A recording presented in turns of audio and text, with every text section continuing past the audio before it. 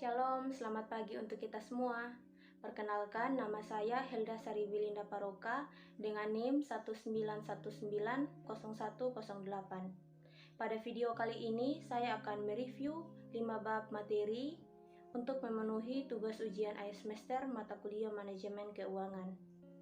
Oke, kita akan langsung masuk ke dalam materinya. Oke, jadi baik, kita akan masuk pada materi pertama, yaitu tentang obligasi.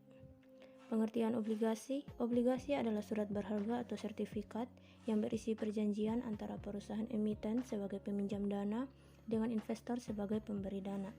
Penerbit obligasi wajib membayarkan bunga secara rutin serta melunasi pokok pinjaman saat jatuh tempo. Penerbit obligasi adalah si peminjam atau debitur, sedangkan pemegang obligasi adalah pemberi pinjaman atau kreditur, dan kupon obligasi adalah bunga pinjaman yang harus dibayar oleh debitur kepada kreditur.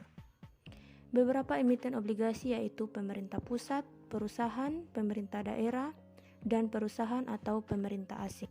Yang kedua ada rating obligasi dan penilaian. Peringkat obligasi adalah suatu tingkat yang mengukur kemampuan perusahaan penerbit obligasi dalam memenuhi kewajibannya dan menjadi acuan investor sebelum membeli obligasi. Semakin rendah peringkat sebuah obligasi, semakin tinggi tingkat pengembalian yang diharapkan investor. Penilaian obligasi merupakan teknik untuk menentukan nilai wajar teoritis dari obligasi tertentu. Penilaian obligasi termasuk menghitung nilai sekarang dari pembayaran bunga obligasi di masa depan, juga dikenal sebagai arus kasnya. Persamaan matematika untuk menentukan nilai intrinsik obligasi yaitu ada rumus P sama dengan sigma 2N, T sama dengan 1 kita kali dengan CI per 2 kita bagi dengan dalam kurung 1 tambah R per 2 tutup kurung dipangkatkan T, kita tambah dengan P dibagi dengan 1 tambah R per 2 pangkat 2N.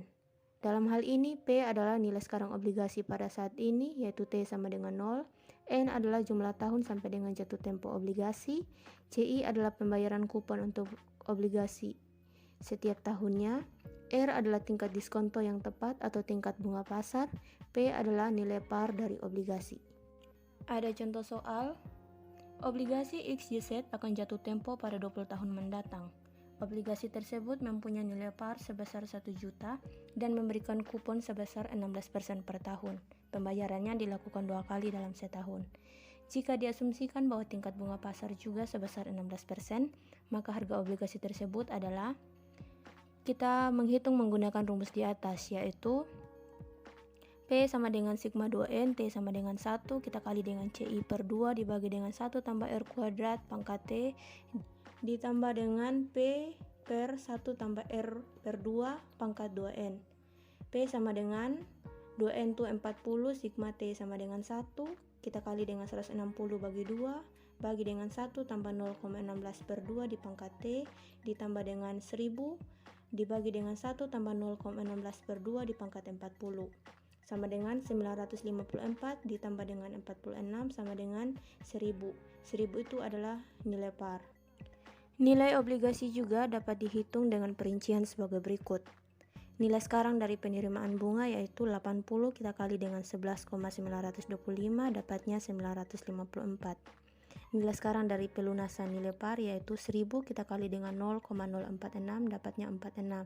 Jadi total nilai obligasi XYZ adalah 1000. Ketiga ada tipe-tipe obligasi.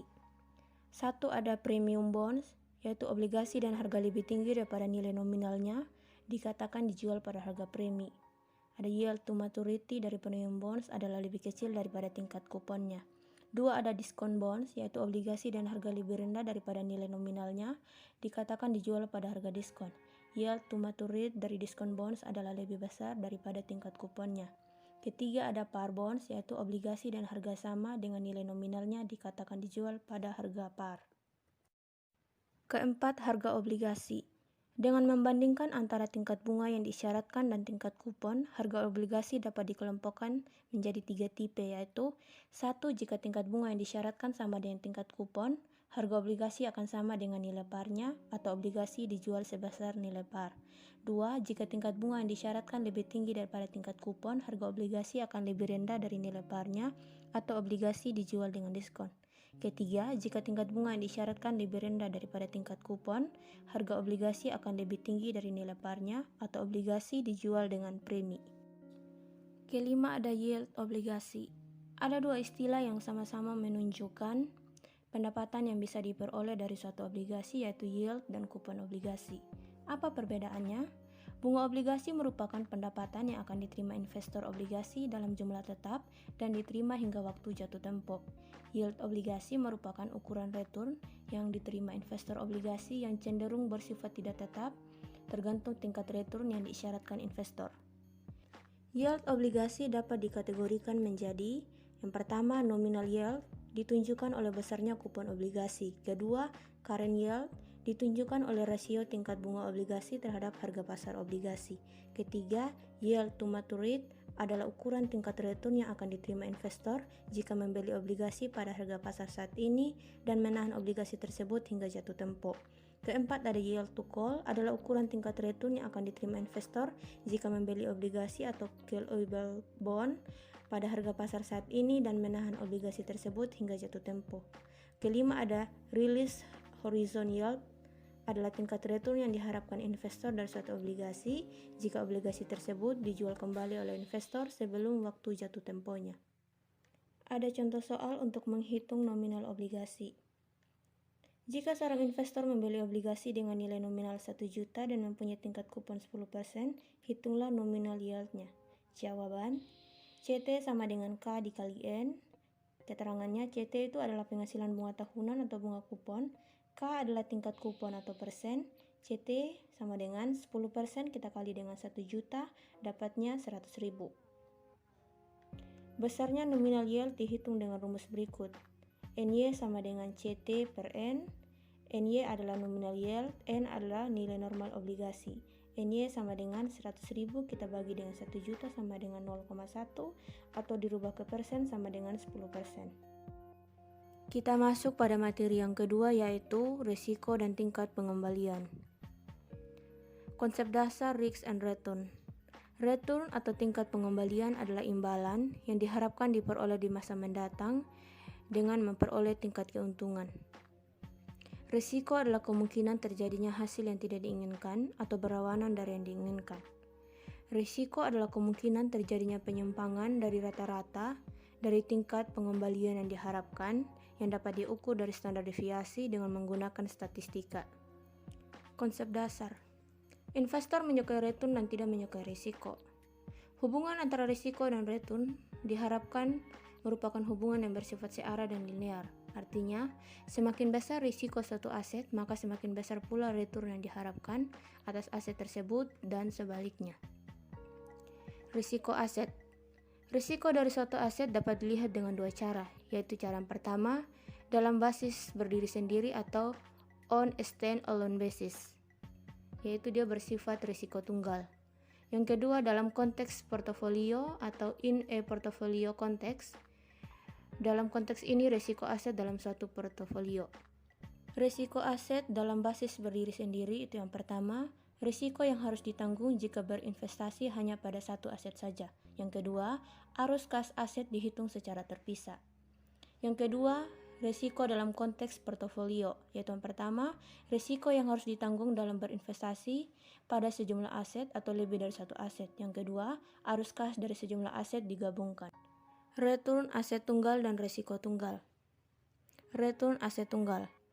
Return investasi ini terdiri dari dua komponen utama, yaitu yang pertama, yield, yaitu komponen return yang mencerminkan aliran kas atau pendapatan yang diperoleh secara periodik dari suatu investasi. Yang kedua, ada capital gain atau loss, yaitu komponen return yang merupakan kenaikan atau penurunan harga suatu surat berharga, bisa saham maupun surat hutang jangka panjang, yang bisa memberikan keuntungan atau kerugian bagi investor. Return total investasi dapat dihitung sebagai berikut, yaitu return sama dengan capital gain atau loss ditambah dengan yield. Return capital gain atau loss merupakan selisih dari harga investasi sekarang relatif dengan harga periode yang lalu. Capital gain atau loss itu rumusnya PT dikurang PT dikurang 1 dibagi dengan PT kurang 1. Keterangannya, PT sama dengan harga investasi sekarang, PT kurang 1 sama dengan harga investasi periode lalu. Pengukuran risiko tunggal. Ada 3 cara pengukuran risiko tunggal atau on stand-alone risk, yaitu yang pertama, return yang diharapkan atau expected return merupakan rata-rata tertimbang dari distribusi probabilitas. Rumusnya yaitu R sama dengan sigma N kali RI kali P. I sama dengan 1. Keterangannya, R sama dengan tingkat keuntungan yang diharapkan atau expected return, atau R adalah rata-rata tertimbang kemungkinan hasil. RI adalah tingkat keuntungan pada kondisi I atau kemungkinan hasil ke-1. PI sama dengan probabilitas kondisi I terjadi atau probabilitas hasil ke I. N sama dengan jumlah kemungkinan hasil. Ada contoh soal. Data periode pengamatan dan tingkat pengembalian atas saham X. Periode dan returnnya dapat kita lihat pada gambar. Pertanyaannya, hitunglah besarnya risiko saham X. Penyelesaiannya, pertama kita cari expected return. Dari situ kita bisa hitung ER sama dengan periode pertama returnnya 16%, kita tambah dengan periode kedua 18%, kita tambah dengan periode ketiga 20%, kita tambah dengan periode keempat 17%, dan kita tambah pada periode kelima 21%. Hasilnya itu kita bagi dengan 5, dan hasilnya 18,4%. 18,4% ini adalah expected return. Yang kedua kita mencari variansi.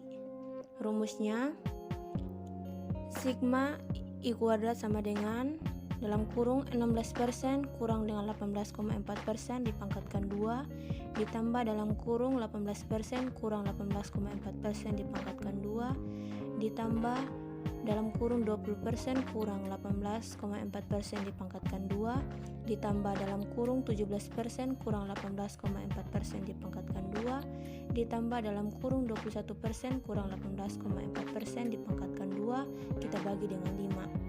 Hasilnya 16% kurang 18,4% pangkatkan 2 yaitu 0,00576 ditambah dengan 18% kurang 18,4% pangkat 2 hasilnya 0,00016 ditambah dengan 20% kurang 18,4% pangkat 2 0,00256 ditambah dengan 17% kurang 18,4% pangkat 2 0,00196 ditambah dengan 21% kurang 18,4% 0,00676 kita bagi dengan 5.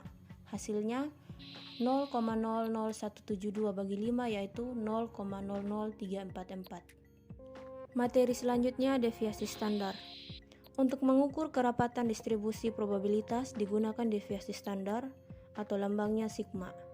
Rumusnya sigma sama dengan akar sigma N T sama dengan 1 dikali dengan dalam kurung RI kurang R tutup kurung pangkat 2 kali PI. Semakin kecil deviasi standar, semakin rapat distribusi probabilitasnya. Sebagai akibatnya, semakin kecil resiko. Selanjutnya, ada koefisien variasi. Jika dua investasi memiliki ekspektasi pengembalian yang sama dengan standar deviasi yang berbeda, maka kebanyakan investor akan memilih standar deviasi yang lebih rendah sehingga risiko lebih kecil. Jika dua investasi memiliki risiko atau standar deviasi yang sama dengan ekspektasi pengembalian berbeda, maka pada umumnya investor akan memilih investasi dengan ekspektasi pengembalian yang lebih tinggi. Jika dua investasi salah satu memiliki ekspektasi pengembalian yang lebih tinggi, tetapi yang lainnya memiliki standar deviasi yang lebih rendah, maka digunakan koefisien variasi. Jika terdapat dua pilihan investasi yaitu A dengan return yang diharapkan lebih tinggi dan B mempunyai deviasi standar lebih rendah atau rumusnya CV sama dengan KV sama dengan sigma per R. Koefisien variasi menunjukkan risk per unit of return dan memberikan ukuran risiko yang lebih bermakna ketika dua alternatif memiliki ekspektasi tingkat pengembalian yang tidak sama. Koefisien variasi menunjukkan risk per unit of return dan memberikan ukuran risiko yang lebih bermakna ketika dua alternatif memiliki ekspektasi tingkat pengembalian yang tidak sama. Materi selanjutnya security market line. Persamaan security market line yaitu RI sama dengan RRF ditambah dalam kurung RM kurang RRF tutup kurung dikali dengan BI. Semakin besar beta suatu sekuritas, maka semakin besar risiko pasarnya. dan semakin besar pula return yang diinginkan investor. Keterangannya, RRF adalah tingkat pengembalian atau return bebas risiko diukur oleh pengembalian obligasi pemerintah jangka panjang. RM adalah return yang diminta dari suatu portofolio, disebut juga portofolio pasar atau market portofolio. RPM adalah premi risiko pasar sama dengan premium yang diminta investor karena menanggung risiko dari saham rata-rata. RPM sama dengan RM dikurang dengan RRF. Ada contoh soal. PT MTF, return yang diharapkan dari obligasi pemerintah atau risk-free rate adalah 8%, return yang diharapkan portofolio pasar adalah 12%. Berapa rate of return yang diharapkan pada saham PT MTF apabila beta adalah 1,4? Jawabannya, diketahui RRF sama dengan 8%, RM sama dengan 12%, B sama dengan 1,4. Maka RMTV sama dengan 8% ditambah dengan dalam kurung 12% kurang 8% dikali dengan 1,4 sama dengan 13,6%. Semakin tinggi beta suatu sekuritas, semakin tinggi risiko pasar, sehingga semakin tinggi pula return yang diminta oleh investor untuk sekuritas yang bersangkutan. Kita masuk pada materi yang ketiga, saham dan penilaiannya. Pengertian saham. Saham merupakan surat berharga yang diterbitkan emiten yang menyatakan bahwa pemilik saham mempunyai hak kepemilikan atas aset-aset perusahaan. Imbalan yang bisa diterima investor saham adalah yang pertama ada hak kepemilikan, yang kedua ada dividen, dan yang ketiga ada capital gain. Tujuan penilaian saham. Saham merupakan aset finansial yang dapat dijadikan investasi. Penilaian saham dilakukan untuk menentukan apakah saham yang akan dibeli atau dijual akan memberikan tingkat return yang sesuai dengan return yang diharapkan. Nilai saham dibedakan menjadi 3, yaitu nilai buku, nilai pasar, dan nilai intrinsik. Nilai buku atau book value adalah nilai aset yang tersisa setelah dikurangi dengan sejumlah penyusutan yang dibebankan selama umur penggunaan aset tersebut. Rumus penghitung nilai buku yaitu nilai buku sama dengan total ekuitas dibagi dengan jumlah saham biasa yang beredar. Nilai pasar didasarkan pada penawaran dan permintaan yang merupakan harga atau jumlah yang bersedia dibayar seseorang di pasar. Harga saham perusahaan mungkin diperdagangkan lebih tinggi atau lebih rendah di bursa berdasarkan nilai pasar yang dirasakan oleh investor. Nilai intrinsik adalah nilai sebenarnya atau seharusnya dari suatu saham. Calon investor menghitung nilai intrinsik saham untuk memutuskan strategi investasinya. Apabila harga pasar lebih kecil dari nilai intrinsiknya, menunjukkan bahwa harga saham tersebut dijual dengan harga yang murah atau undervalued. Sebaliknya, apabila nilai pasar lebih besar dari nilai intrinsiknya, menunjukkan bahwa saham tersebut dijual dengan harga yang mahal atau overvalued. Menentukan nilai intrinsik. Menentukan nilai intrinsik menggunakan 5 analisis, yaitu analisis fundamental, yaitu menghitung nilai intrinsik menggunakan data keuangan perusahaan. Analisis teknikal, menghitung nilai intrinsik dari data perdagangan saham, harga dan volume penjualan yang telah lalu. Analisis ekonomi merupakan salah satu analisis yang digunakan pada model teknik fundamental. Analisis industri pada dasarnya adalah penilaian terhadap peluang dan ancaman lingkungan kompetitif yang dapat mempengaruhi kesuksesan perusahaan. Analisis perusahaan diarahkan untuk mengetahui apakah saham suatu perusahaan layak dijadikan pilihan investasi. Penilaian saham preferen. Saham preferen adalah saham yang memberikan sejumlah dividen yang tetap jumlahnya dalam waktu yang tak terbatas. Karena saham preferen tidak mempunyai tanggal jatuh tempo, maka penilaian saham preferen merupakan suatu perpetuitas. Rumusnya, PO sama dengan DPS dibagi dengan KPS. Keterangannya, PO adalah nilai saham preferen, DPS adalah dividen saham preferen, KPS adalah tingkat return yang disyaratkan pada saham preferen. Ada contoh soal? Microsoft mempunyai saham preferen dengan dividen yang dibayarkan sebesar 1.500 per tahun. Tingkat return yang diinginkan investor adalah 14%. Berapa nilai sekarang saham preferen?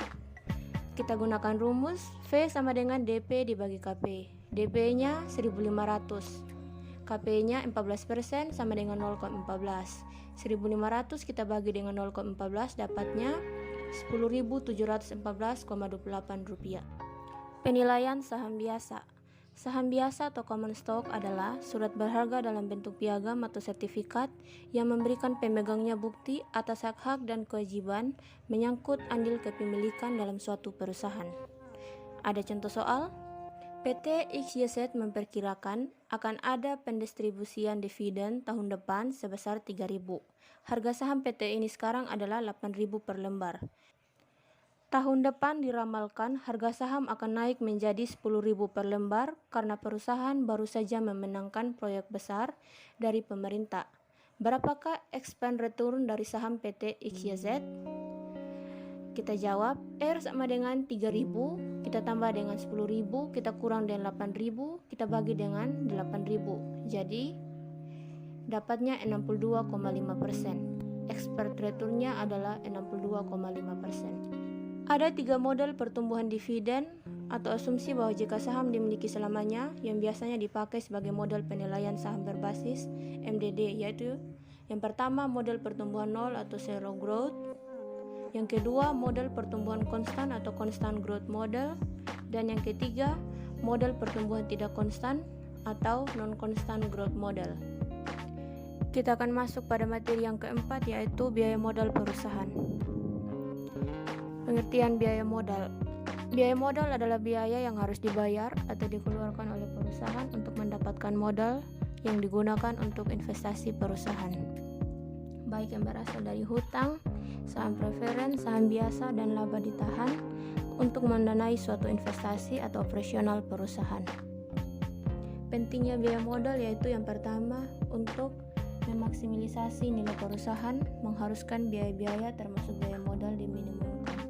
Yang kedua, untuk keputusan penganggaran modal atau capital budgeting memerlukan estimasi biaya modal. Yang ketiga, keputusan-keputusan penting lain seperti leasing dan modal kerja juga memerlukan estimasi biaya modal. Ada contoh soal, Tuan A akan meminjam uang sebesar 1 juta dengan bunga 2% per bulan untuk waktu 6 bulan. Biaya administrasi dan biaya lainnya Rp50.000. Penyelesaiannya, biaya memperoleh modal pinjaman adalah bunga ditambah dengan biaya administrasinya, yaitu 2% kita kali dengan 6 bulan kali dengan 1 juta dapatnya 120.000, kita tambah dengan biaya administrasi dan lainnya yaitu 50.000, jadi totalnya 170.000. Biaya modal per bulan yaitu 170.000 kita bagi dengan 1 juta, hasilnya 0,17, kita bagi dengan 6 yaitu 0,0283 dirubah ke persen 2,83%. Bunganya lebih besar dari bunga menurut kontrak yang hanya 2%. Materi selanjutnya yaitu biaya hutang. Biaya hutang atau cost of debit adalah tingkat suku bunga efektif yang dibayar perusahaan atas hutangnya. Misalnya, Anda mengajukan sebuah hutang ke bank, maka akan terdapat biaya yang harus dibayarkan selain pokok pinjaman, yaitu bunga hutang sebagai keuntungan bank.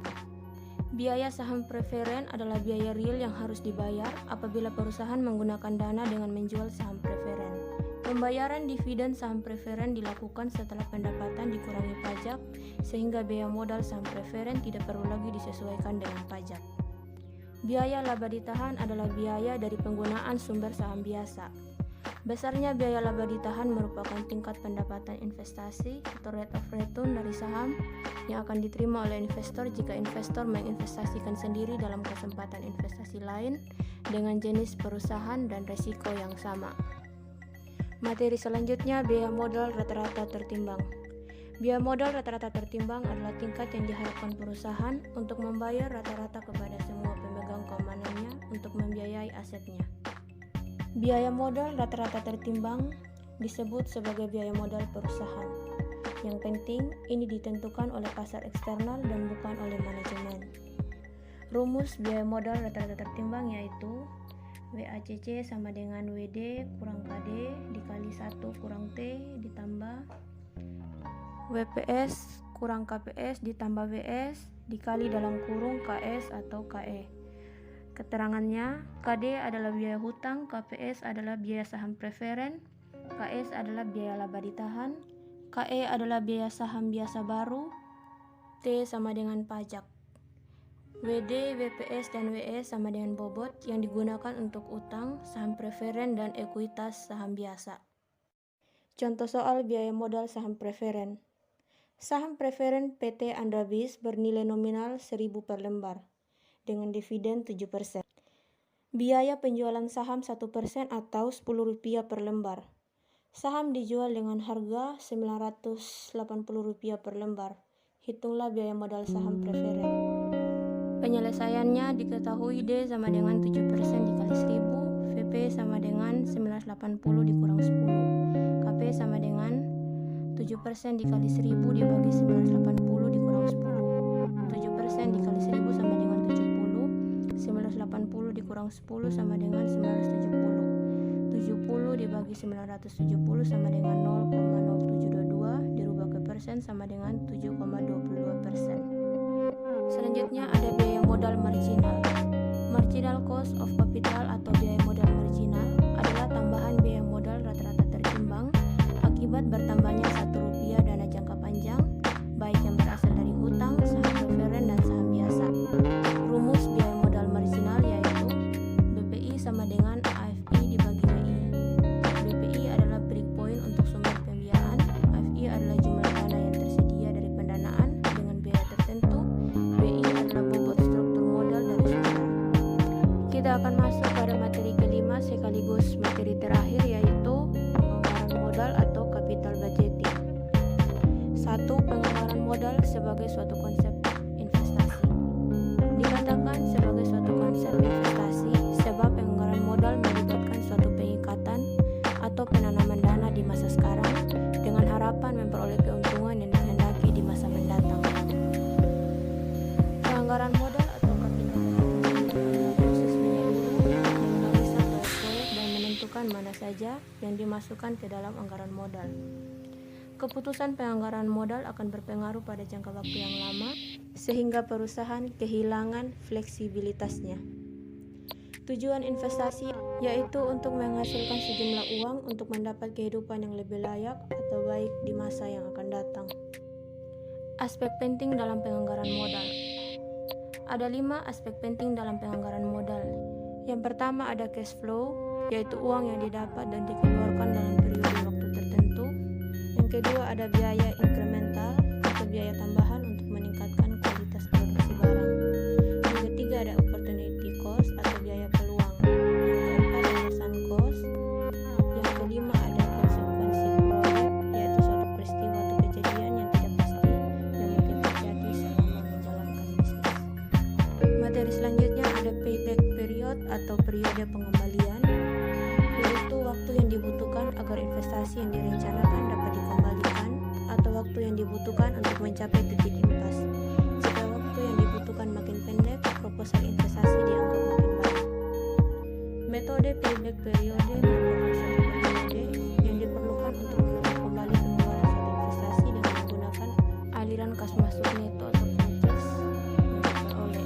Rumusnya PP sama dengan capital outlet dibagi purchase dikali dengan 1 tahun. Ada contoh soal, PT semakin jaya melakukan investasi sebesar 45 juta. Jumlah kas inflow per tahun adalah 22.500. Maka payback periodnya adalah payback periode sama dengan 45 juta dibagi dengan 20.500 dikali 1 tahun. 45 juta dibagi 20.500 sama dengan 2 dikali 1 tahun sama dengan 8. Artinya dana yang tertanam untuk investasi sebesar 45 juta akan dapat diperoleh kembali dalam jangka waktu 2 tahun. Net present value adalah selisih present value dari keseluruhan cash inflow dengan keseluruhan cash outflow. Bila present value cash inflow lebih besar dari cash outflow atau net present value bersifat positif, maka unsur investasi diterima.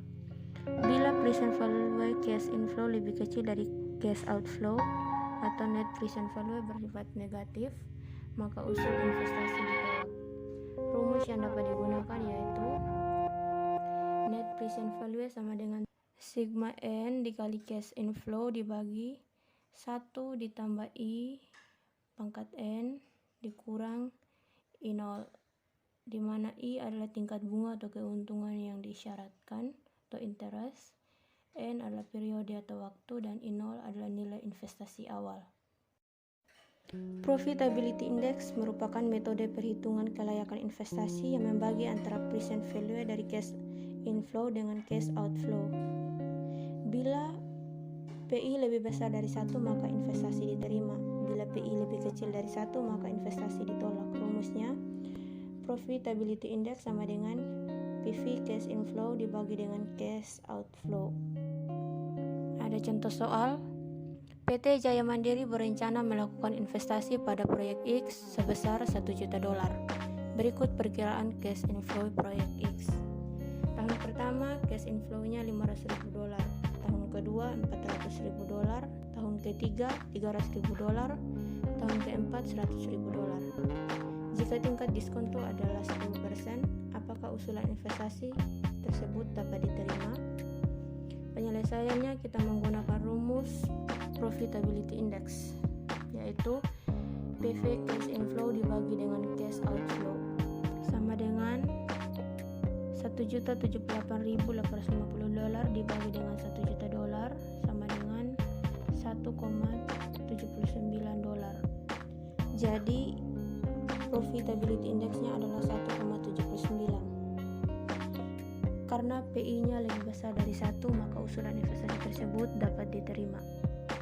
Kesimpulan dari metode penganggaran modal yaitu, yang pertama, net present value penting, artinya karena memberikan ukuran langsung keuntungan proyek kepada pemegang saham. Yang kedua, IRR dan MIRR juga mengukur profitabilitas tetapi dinyatakan sebagai tingkat presentasi. Yang ketiga, MIRR menggunakan asumsi tingkat reinvestasi yang lebih baik dan juga terhindar dari masalah tingkat pengembalian berganda. Yang keempat, pelunasan diskonto memberikan indikasi akan likuiditas dan risiko suatu proyek. Demikian hasil review materi yang dapat saya sampaikan. Semoga dapat dimengerti oleh teman-teman semua. Terima kasih. God bless you.